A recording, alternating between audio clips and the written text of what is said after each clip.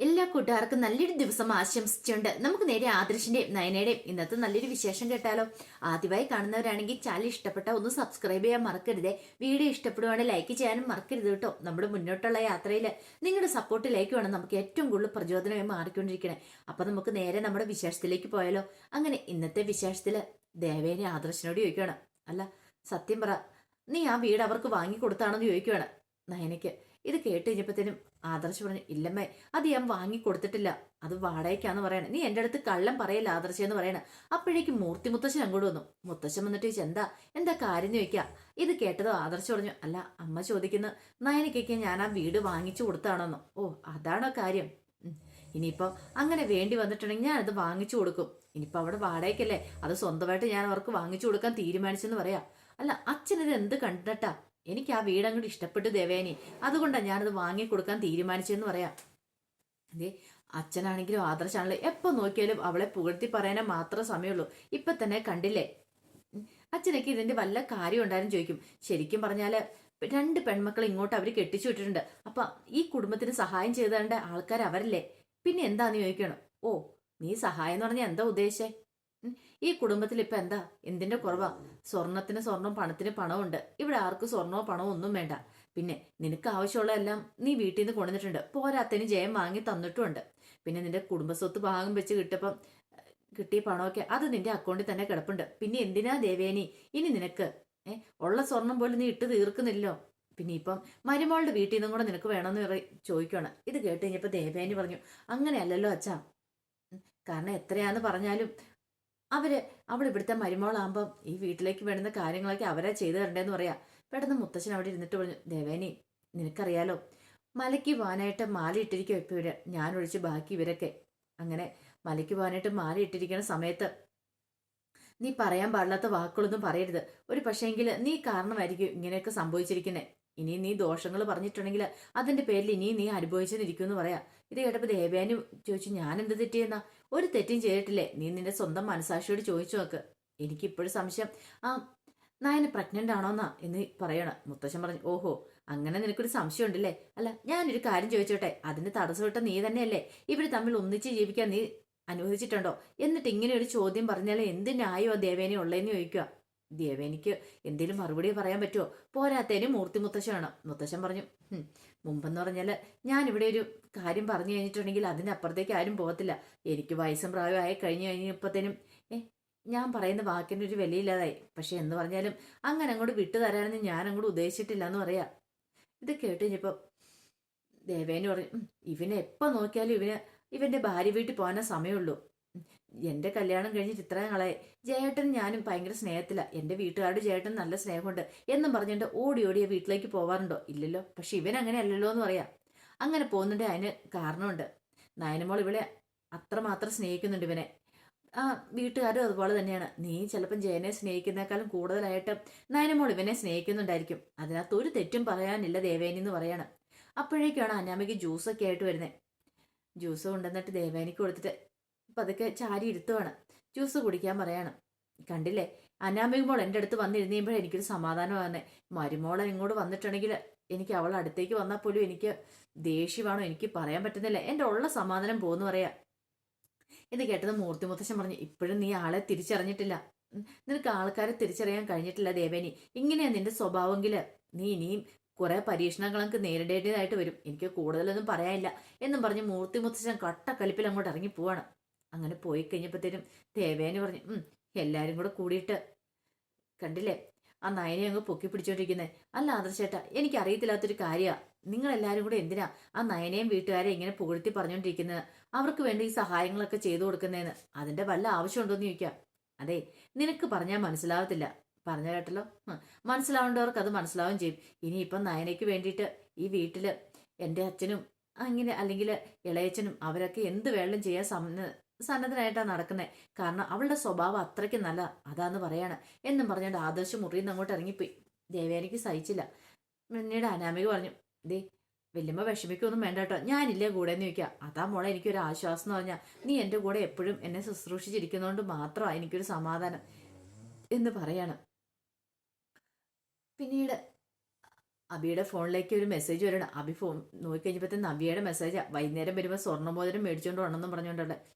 നിനക്ക് സ്വർണ്ണമോതിരം അല്ലടി മേടിക്കുന്നത്, നിനക്ക് ഞാൻ എൻ്റെ കരിക്കട്ട മോതിരം മേടിച്ചു തരാമെന്ന് പറഞ്ഞ് തിരിച്ച് മെസ്സേജ് അയക്കുവാണ്.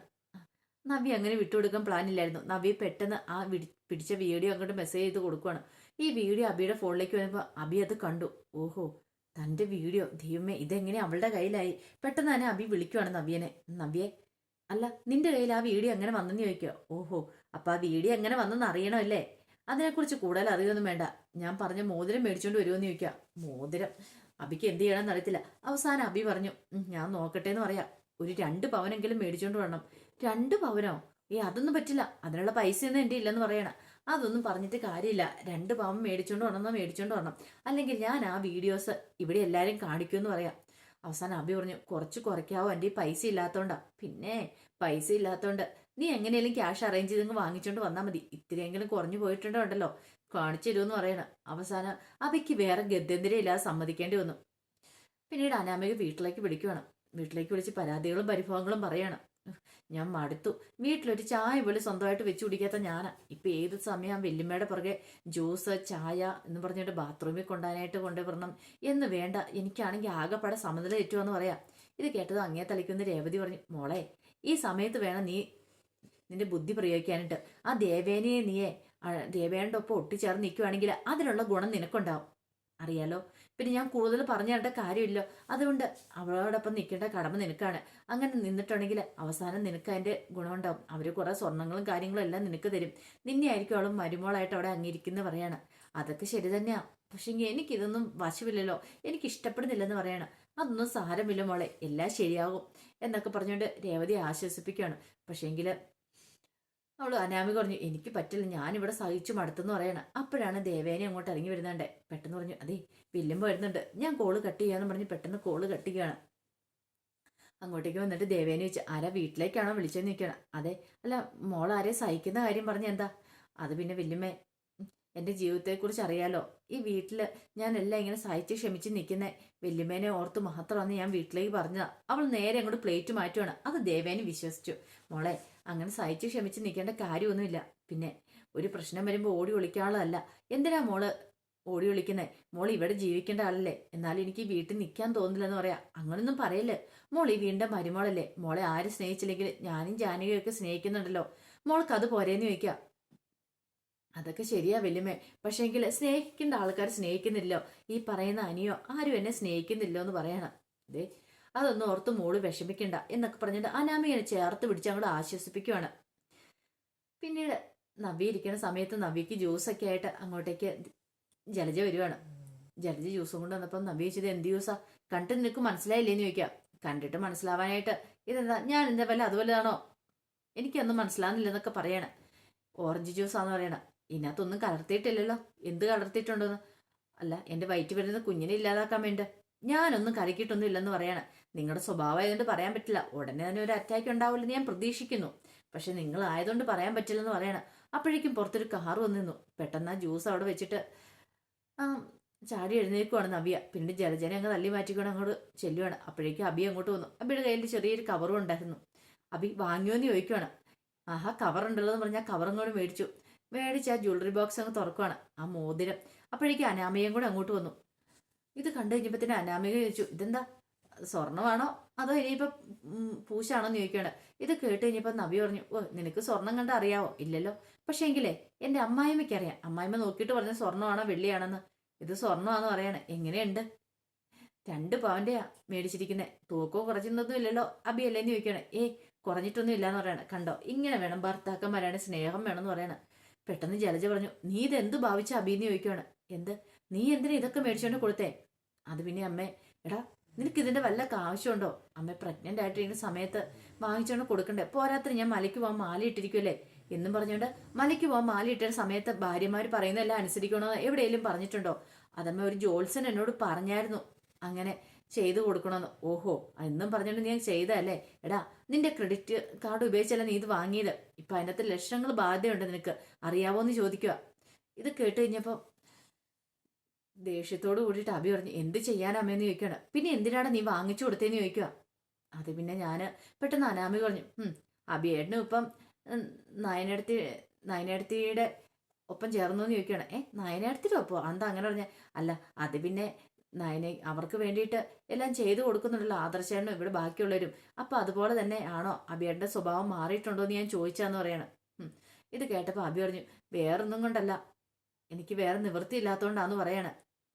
ഇത് കേട്ട് കഴിഞ്ഞപ്പോഴത്തേനും പെട്ടെന്ന് തന്നെ ദേവേനെ ജലജ വെച്ചു. അതെന്താ അങ്ങനെ പറഞ്ഞേ? അല്ലെങ്കിൽ അമ്മേനെ പെടുത്തുമെന്ന് അവള് പറഞ്ഞിട്ടുണ്ടായിരുന്നു പറയണം. അപ്പോഴേക്കും നവ്യ അങ്ങോട്ട് കയറി പോയിട്ടുണ്ടായിരുന്നു മോതിരമൊക്കെ ഇട്ടുണ്ട്. എന്നെ പെടുത്തുന്നു? അതെങ്ങനെ? അമ്മയ്ക്കറിയാലോ, എത്രയും പഠിച്ചിട്ട് അങ്ങ് നിർത്തുവാണ്. പെട്ടെന്ന് ജലജ പറഞ്ഞു, ശരി ശരി എന്ന് പറയാണ്. കാരണം അടുത്ത് നിൽക്കുന്ന അനാമിക, അവൾക്ക് എന്തെങ്കിലും സംശയം തോന്നിയാലോ? ഇനിയിപ്പം അങ്ങനെ എന്തെങ്കിലും സംശയം തോന്നി അവള് വെറുതെ ഇരിക്കില്ല, അവളത് ചകഞ്ഞ് അന്വേഷിക്കുകയും ചെയ്യും, തൻ്റെ കാര്യത്തിൽ ഒരു തീരുമാനം ആവുകയും ചെയ്യും. അതുകൊണ്ട് കൂടുതലൊന്നും ചോദിക്കാനായിട്ട് പോയില്ല. പിന്നീട് അനാമിക അങ്ങോട്ട് പോയി കഴിഞ്ഞപ്പോഴത്തേനും ചോദിച്ചു, അല്ല സത്യം പറയടാ, എന്താ കാര്യം ചോദിക്കുക? എൻ്റെ അമ്മേ, ആ വീഡിയോസ് ഇല്ലേ, അമ്മയെ മാല മോഷ്ടിക്കുന്ന ആ വീഡിയോസ് ഇവിടെ എല്ലാവരും കാണിക്കുന്നു പറഞ്ഞ് ഭീഷണി മുഴക്കി അവള്. അപ്പം ഞാൻ നോക്കിയപ്പോൾ വേറെ നിവൃത്തിയില്ലായിരുന്നു, അതുകൊണ്ടാണ് ഞാൻ ഈ മോതിരം വാങ്ങിച്ചുകൊണ്ട് കൊടുത്തതെന്ന് പറയാം. എന്നാലും നീ ഇത്തരക്കാരനായി പോയല്ലോടാ എന്നും പറഞ്ഞുകൊണ്ട് ജലജ അങ്ങോട്ടേക്ക് കയറി പോവാണ്. ആ സമയം അനാമിക കട്ടക്കലിപ്പില് അനിയുടെ അടുത്തേക്ക് എല്ലുക. അനി ഒരു കവിതയൊക്കെ എഴുതിക്കൊണ്ടിരിക്കോ. കവിതയൊക്കെ എഴുതാനായിട്ട് തുടങ്ങിയോ വീണ്ടും? എന്തായിരിക്കും കവിതയുടെ പേര്? ഇത് കേട്ട് കഴിഞ്ഞപ്പോൾ അനി പറഞ്ഞു, അതെ ദുരന്ത ദാമ്പത്യം. ദുരന്ത ദാമ്പത്യം, അത് വിജയ ദാമ്പത്യം ആവാൻ അധികം സമയമൊന്നും വേണ്ടി വരില്ല. പക്ഷെ നിനക്ക് നിന്റെ ആ മറ്റോളോടൊപ്പം ആയിരുന്നെങ്കിൽ നിനക്ക് ഭയങ്കര സന്തോഷമായിരുന്നല്ലേ എന്ന് ചോദിക്കുക. ഇത് കേട്ട് കഴിഞ്ഞപ്പോൾ അനി പറഞ്ഞു, ഇപ്പൊ നീ എന്തിനാ വന്നേ? വഴക്കുണ്ടാക്കാൻ വന്നാണോ? പിന്നെ വഴക്കുണ്ടാക്കാതെ എങ്ങനെ ഇരിക്കും? നിന്റെ അഭിയേട്ടൻ കാര്യം പറഞ്ഞാൽ ഭാര്യനെ കണ്ണെടുത്താൽ കാണത്തില്ല, പക്ഷെ ഭാര്യയ്ക്ക് സ്വർണ്ണമൊക്കെ വാങ്ങിച്ചുകൊണ്ട് കൊടുക്കുന്നുണ്ട്, നീ കണ്ടുപിടിക്കാൻ പറയാണ്. അങ്ങനെ എൻ്റെ ഭാര്യയ്ക്ക് സ്വർണം മേടിച്ചുകൊണ്ട് കൊടുത്ത സ്നേഹമൊന്നും എനിക്ക് കിട്ടണ്ട, അതിൻ്റെ ആവശ്യം എനിക്കില്ലെന്ന് പറയാണ്. അല്ലേലും എനിക്കറിയാം നീ ഇങ്ങനെയായിരിക്കുന്നു. നിന്റെ ചേട്ടന്മാർ രണ്ടുപേരും ഭാര്യമാരെ സ്നേഹിക്കുന്നുണ്ട്, നീയോ? എനിക്ക് അതിൻ്റെ ആവശ്യമില്ലെന്ന് പറഞ്ഞല്ലോ. പിന്നെ നിനക്ക് സ്നേഹം തരണമെങ്കിൽ അതിനെ ഒന്നുകൂടെ എനിക്കൊന്ന് ആലോചിക്കണം, കാരണം നിന്റെ സ്വഭാവം അത്രയ്ക്ക് നല്ലതാണല്ലോ. അപ്പൊ എൻ്റെ സ്വഭാവത്തിന് കുഴപ്പമില്ലേ? അപ്പം അവൾമാരുടെ സ്വഭാവം എല്ലാം നല്ല സ്വഭാവം. ആ നന്ദുവായി വീട്ടിലേക്ക് വന്നിരുന്നെങ്കിൽ നീ ഉള്ളം കൈ കൊണ്ടു നടക്കില്ലായിരുന്നോ? കൊണ്ടു നടക്കുമായിരുന്നു. അവളുടെ അത്രയ്ക്ക് നല്ല സ്വഭാവം ആയതുകൊണ്ടാ. എനിക്ക് മനസ്സിലാത്ത ഇപ്പോൾ ഒരേ ഒരു കാര്യമാണ്, നീ എന്തിനാ ഈ നയനെന്ന് പറയുന്നവളെ ഇങ്ങനെ പൊക്കി പിടിച്ചുകൊണ്ട് നടക്കുന്നത്? അതോടൊപ്പം തന്നെ ആ നന്ദുവിനെ ഞാൻ കാണിച്ചു തരുന്നുണ്ട്, ഞാൻ ജീവിച്ചിരിക്കുമ്പോൾ ഞാൻ ഒന്നും അവളുടെ കല്യാണം നടത്തില്ല എന്ന് പറയാണ്. നിനക്ക് എന്താ അനാമികയെ, ഭ്രാന്ത് പിടിച്ചോ? മനുഷ്യ എവിടെയുള്ള സ്വസ്ഥതയോടുകൂടി 10 മിനിറ്റ് ഇരിക്കാന്ന് വെക്കുമ്പോഴത്തേനും അവൾ ഇങ്ങോട്ട് വന്നോളൂ. ഞാനിപ്പോ സമാധാനക്കേടില്ലേ എന്നും പറഞ്ഞുകൊണ്ട് ചാടിത്തുള്ളി അനാമിക ഇങ്ങോട്ട് പോവാണ്. പിന്നീട് അനിയുടെ അടുത്തേക്ക് അബിയുടെ അടുത്തേക്ക് നബി വരുവാണ്. നബി വന്നു കഴിഞ്ഞപ്പോഴത്തേനും അബി ഇങ്ങനെ ആലോചിച്ചോണ്ടിരിക്കുന്നു. എന്താ അബി ഭയങ്കര ആലോചന? അതെ, പ്രത്യേകിച്ച് പറയേണ്ട കാര്യമില്ല, നീയാന്ന് പറയണോ? എനിക്കൊരു മോതിരം മേടിച്ചു തന്നോണ്ടായിരിക്കും അല്ലേ? പിന്നെ മോതിരം മേടിച്ചു തന്നോണ്ട് ഇത് ഇപ്പൊ തന്നെ എത്ര ലക്ഷം രൂപ കടമെന്നറിയാവോ? കടവോ? അതൊക്കെ നിനക്ക് വല്ല പുത്തിരിയാണോ? നീ എന്തിനീ കടവെല്ലാം മേടിച്ചു കൂട്ടുന്നേ? എനിക്ക് വേണ്ടിട്ടാണോ? അല്ലല്ലോ. അതുകൊണ്ട് പിന്നെ കൂടുതലൊന്നും പറയണ്ട അബി എന്ന് പറയണ. സ്വന്തമായിട്ട് മേടിച്ചല്ലേ, സ്വന്തമായിട്ട് അങ്ങോട്ട് വീട്ടിയാൽ മതി എന്ന് പറയണ. എടീ ഞാൻ നിന്നെ എന്ന് പറഞ്ഞങ്ങ് ചെല്ലുവാണ്. അതെ, നിന്റെ മനസ്സിലിരിപ്പൊക്കെ എനിക്കറിയാം അബി, നീ എന്തായാലെന്നൊക്കെ എനിക്കറിയാന്ന് പറയാം. ഇത് കേട്ട് കഴിഞ്ഞപ്പോൾ അബി പറഞ്ഞു, നിന്റെ വീട്ടുകാരൻ നല്ലതായിരുന്നെങ്കിൽ എനിക്ക് ഇങ്ങനെ കടന്ന് കഷ്ടപ്പെടേണ്ടി വരത്തില്ലായിരുന്നു പറയാ. എന്റെ വീട്ടുകാരെ, ഇനി എന്റെ വീട്ടുകാരെന്ത് തരണം പോലും? നിന്റെ വീട്ടുകാർക്ക് നാണമുണ്ടെങ്കിൽ നിന്നെ ഇങ്ങോട്ട് പറഞ്ഞു വിടുമെന്ന് ചോദിക്കുക. നാണോ? എൻ്റെ വീട്ടുകാർക്ക് അത്യാവശ്യം നാണവും കാര്യമൊക്കെ ഉണ്ടായിരുന്നു.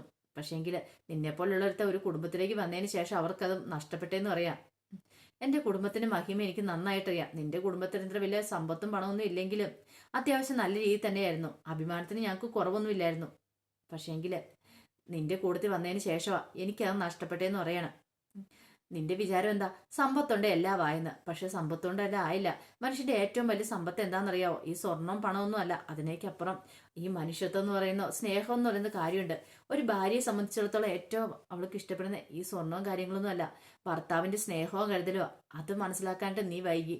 ഇനിയെങ്കിലും നിനക്കത് മനസ്സിലാക്കാൻ സാധിച്ചില്ലെങ്കിൽ നീ ജീവിതത്തിൽ തന്നെ വലിയൊരു പരാജയമായിരിക്കും എന്ന് പറയാം. എങ്ങനെ?